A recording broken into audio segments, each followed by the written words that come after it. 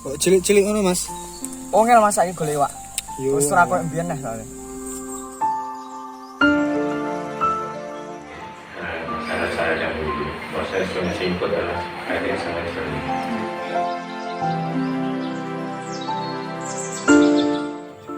Dulu sungai ini sangat asri dan airnya jernih.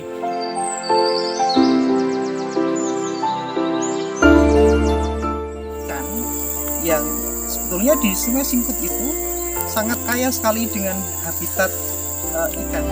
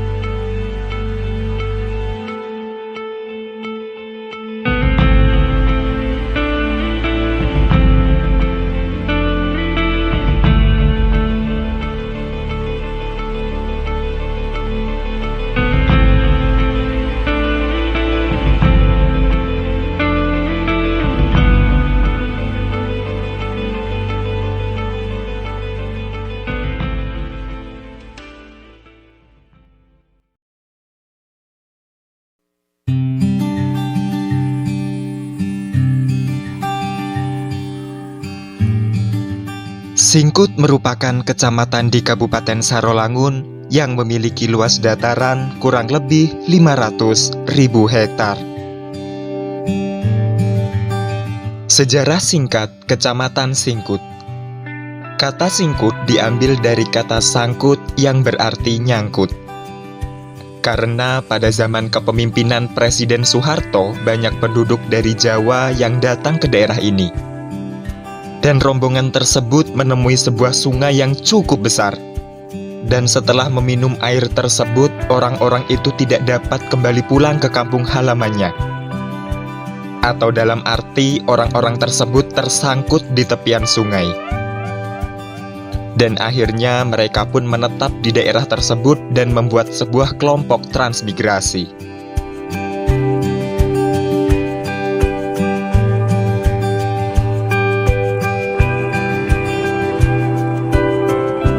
Singkut salah satu kecamatan penyangga Kabupaten Sarolangun yang memiliki berbagai potensi. Salah satu potensi yang menonjol yaitu sungainya yang terkenal dengan nama Sungai Singkut. Sungai Singkut mengaliri beberapa desa, salah satunya Desa Payolebar yang berbatasan dengan Desa Siliwangi.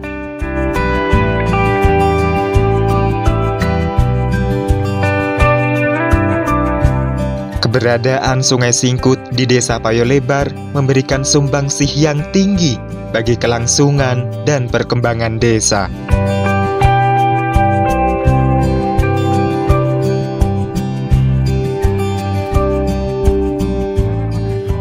Kondisi ekosistem sungai yang asri dapat dijadikan tumpuan dalam rangka menjaga ketahanan pangan masyarakatnya yang tinggal di daerah aliran Sungai Singkut. Sayangnya, saat ini keberadaan sungai menjadi sesuatu yang diabaikan. Atas dasar sifat ambisius yang tinggi, tak sedikit oknum masyarakat yang perlahan merusak secara halus keasrian ekosistem Sungai Singkut.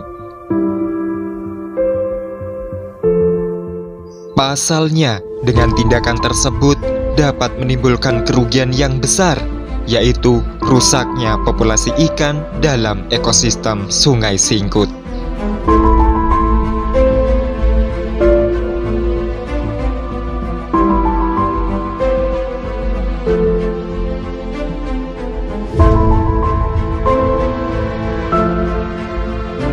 Seperti yang telah diatur dalam undang-undang, pemerintah berupaya mencegah pencemaran dan kerusakan ekosistem sungai melalui Undang-Undang Republik Indonesia Nomor 45 Tahun 2009. Undang-undang tersebut mengatur larangan merusak populasi ikan dan ekosistem perairan.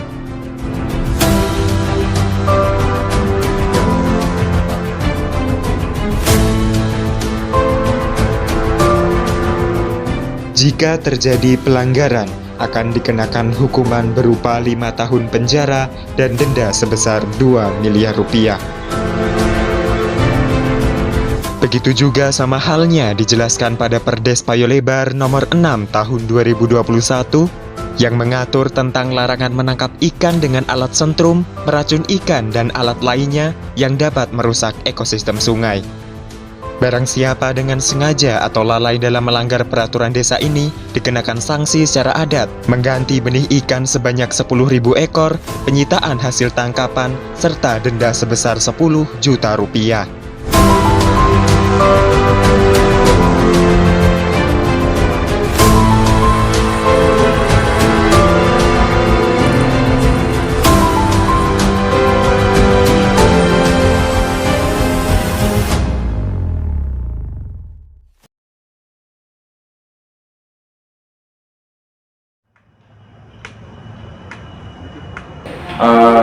Kondisi awal Sungai Singkut itu bagaimana sih Pak, dan kemudian potensi Sungai Singkut itu seberapa besar terhadap kehidupan warga? Kondisi awal di masa kecil kami, masa saya dahulu, masa Sungai Singkut adalah air yang sangat jernih. Terkait perkembangan zaman ataupun situasi saat ini dengan padatnya penduduk dan sangat minimnya aliran sungai yang sangat bersih, maka Sungai Singkut adalah menjadi satu impian bagi masyarakat, terutama yang teraliri oleh aliran sungai tersebut, yang dahulu untuk memancing ikan itu sangat mudah, namun terkait instannya pemikiran dari masyarakat bahwasanya Sungai Singkut ini yang banyak potensi daripada ikan ini dengan mudah dan agar supaya cepat dapat itu dengan berbagai cara.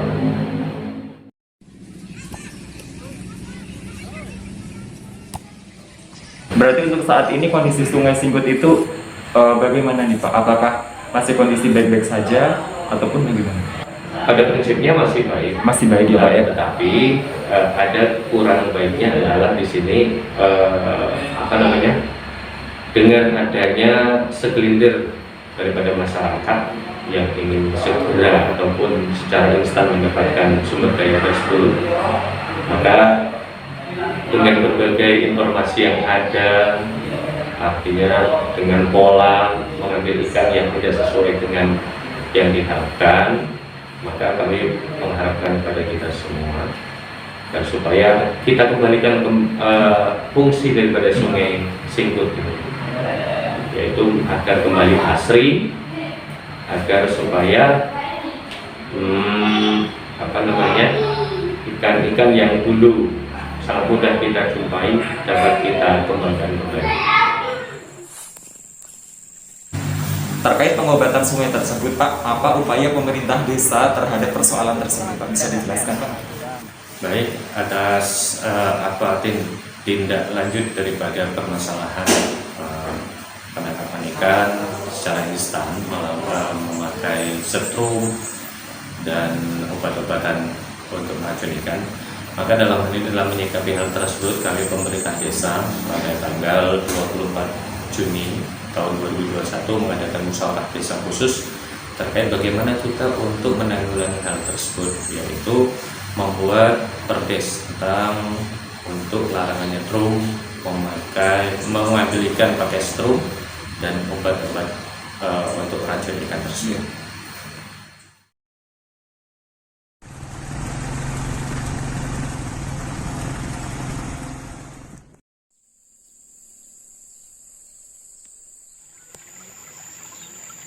Tentunya salah satunya adalah ikan yang sebetulnya di Sungai Singkut itu sangat kaya sekali dengan habitat ikan berjenis banyak sekali jenis ikan yang ada di Sungai Singkut, tetapi tidak kita nafikan, tidak kita pungkiri bahwa beberapa akhir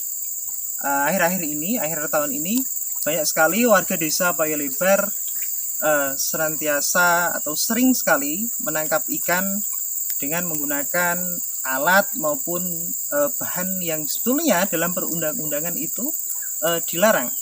Pentingnya menjaga ekosistem alam, ekosistem aliran sungai di Singkut pada khususnya dan umumnya adalah semua aliran sungai yang ada di desa Payalebar, yang nantinya dari terjaganya sungai itu taraf perekonomian masyarakat dapat dikembangkan lagi dan dapat membantu setidaknya ini ketika membutuhkan lauk pauk, masyarakat tidak harus membeli, tetapi dapat memanfaatkan potensi yang ada di sungai ini. Debit sungai air Singkut itu dari tahun ke tahun nampaknya jarang sekali mengalami penurunan, cenderungnya masih tetap tidak walaupun airnya surut tapi tidak pernah sampai habis. Yang pertama, dari situ tentunya kita dapat memanfaatkan budidaya ikan dengan sistem keramba. Dari situ harapannya tentunya nantinya perekonomian masyarakat yang ada di desa Payalebar dapat meningkat. Banyak sekali juga kita temui di sekitar bantaran Sungai Singkut ini warga masyarakat yang melakukan aktivitas pertanian, ya, sekali yang menanam sayur-sayuran, menanam palawija dan lain sebagainya. Di situ juga air Sungai Singkut juga dapat digunakan untuk pengairan tanaman dari petani yang bertani di sekitar bantaran Sungai Singkut.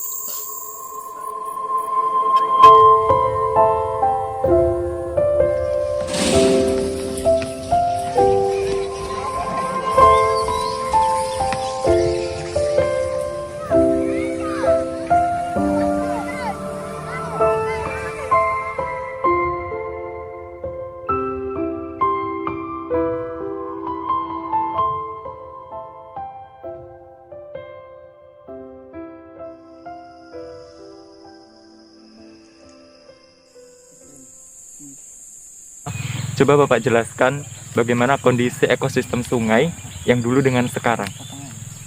Oh ya, nah kalau kita bicara soal sungai ini, dulu sungai ini sangat asri dan airnya jernih, ikannya cukup melimpah. Namun beberapa tahun yang terakhir ini ya kondisinya seperti ini. Ikan mulai berkurang, kondisi air sudah mulai keruh, namun masih terbebas dari zat-zat kimia yang membahayakan.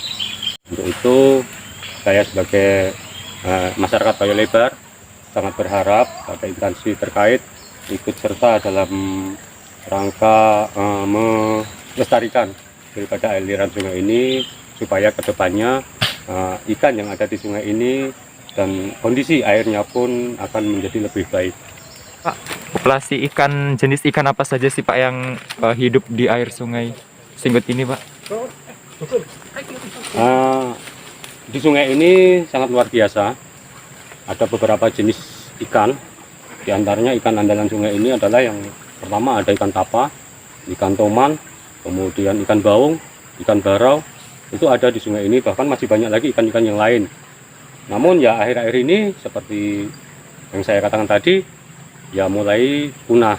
Untuk itulah kami berharap agar kiranya ya mari sama-sama kita jaga dari habitat ikan yang ada di sungai ini, supaya untuk generasi ke depan masih bisa menikmati apa yang menjadi keunggulan daripada sungai ini, apa yang menjadi kebanggaan daripada ikan-ikan yang sungai ini. Generasi kita masih akan bisa menikmati.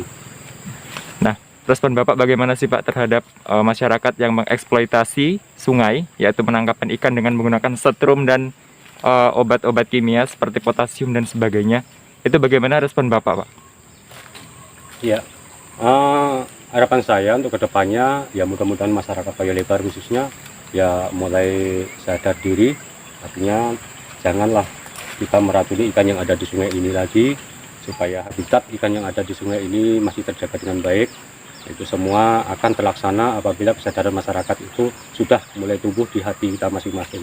Namun itu ya tidak luput dari aparat pemerintahan desa, harus ya paling tidak memberikan suatu nasihat atau mungkin suatu himbauan kepada masyarakat, supaya masyarakat lebih tahu bagaimana bahayanya tentang racun, bagaimana bahayanya tentang penangkapan ikan yang berlebihan, supaya kedepannya sungai kita ini masih bisa kita nikmati dengan baik.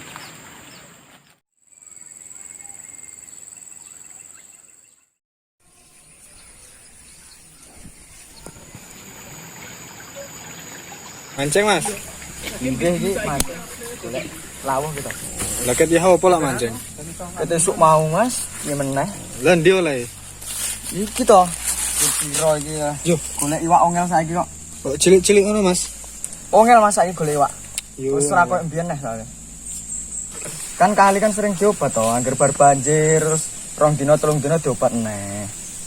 Iya ngono iki dadi golek iwak pemancing ki lho ongel saiki. Nah, sampean biasa mancing ini Mas. Ya sering sih. Cuman wis gak semangat saiki. Iwake sithik cilik-cilik.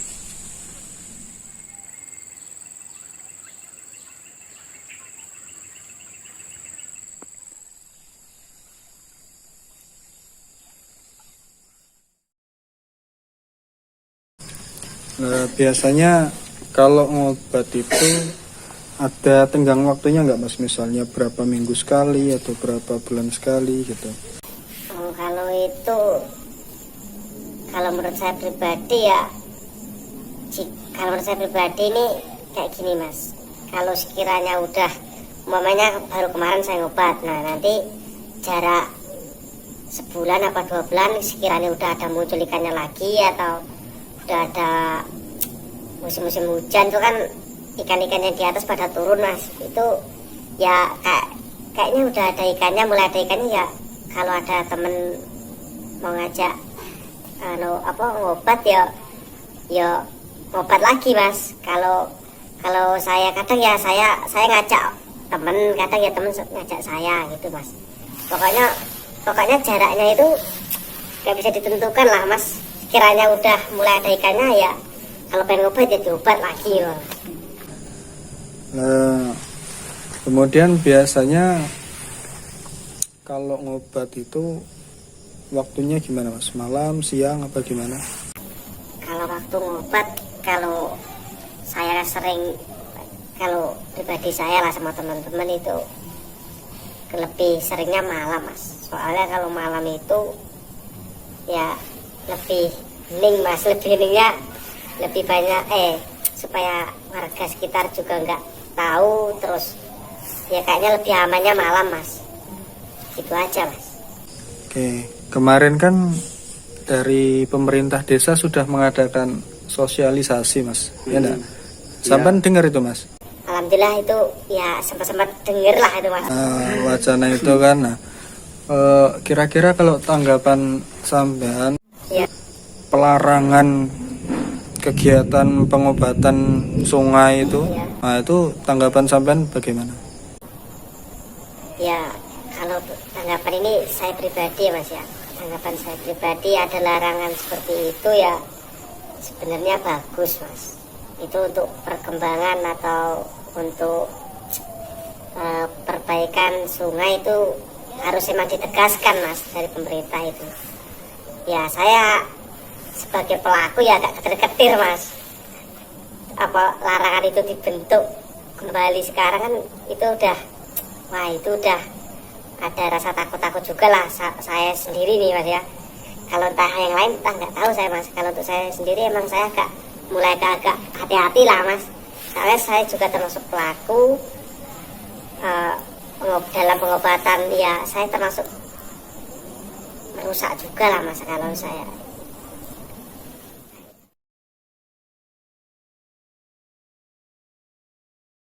Jadi kalau sekarang udah berhenti itu mas ya? Alhamdulillah sekarang udah berhenti. Itu kenapa kok sampean bisa berhenti itu kenapa?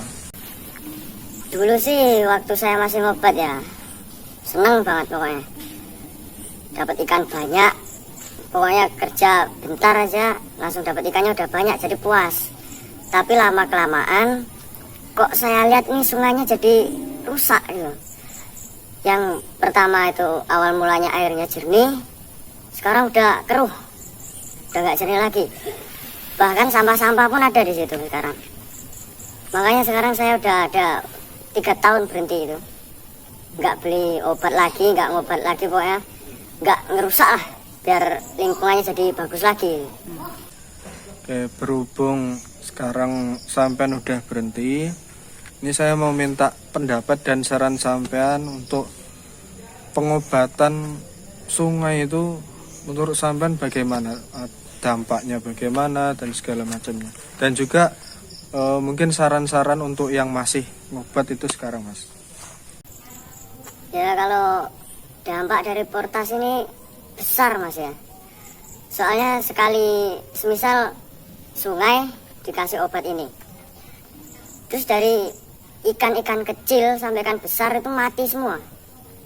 Jadi sungainya jadi rusak, ikan-ikan kan udah nggak ada. Jadi para pemancing semuanya itu udah nggak dapat ikan. Apalagi orang-orang yang memanfaatkan ikan ini buat kehidupan sehari-hari gitu loh. Jadi ya untuk kedepannya ya semoga gimana ya, orang-orang yang masih melakukan pengobatan pada sungai ini ya berhentilah, jangan rusak lingkungan, biar sungai kita tuh jadi lestari lagi, kok jadi bagus lagi, nanti orang-orang yang mau mancing-mancing pun bisa dapat ikannya sesuai gitu loh. Oke, makasih ya mas informasinya mas ya. Iya, sama-sama.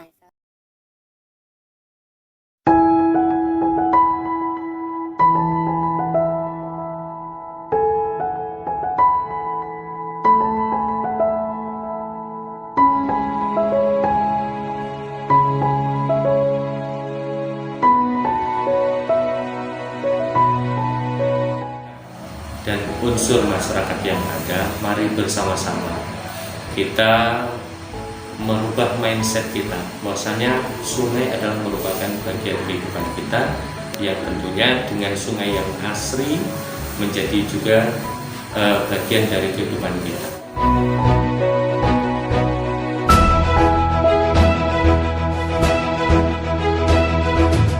Mari kita sama-sama menjaga ekosistem aliran sungai ini supaya kedepannya kita bersama-sama masih bisa menikmati daripada apa yang sungai ini janjikan kepada kita, yaitu terutama untuk ikan, air, dan lain sebagainya.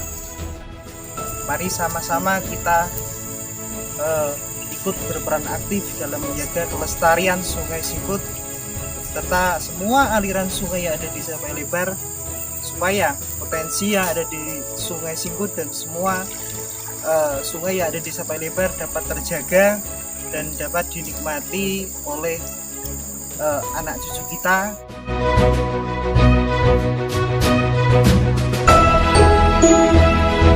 Jadi marilah kita sama-sama untuk menjaga kelestarian alam kita yang ada di desa kita rawat bersama-sama agar supaya anak cucu kita pun juga bisa menikmati hasil dari alam kita, terutama sungai.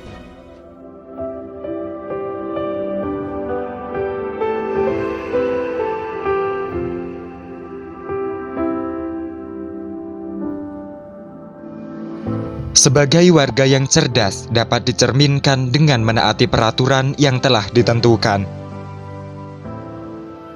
Meningkatkan kesadaran akan pentingnya menjaga ekosistem sungai, memberikan kesempatan kepada biota sungai untuk tumbuh dan berkembang, merupakan tugas dan kewajiban kita bersama agar terciptanya lingkungan sungai yang asri dan dapat menopang ketahanan pangan sebagian besar warga.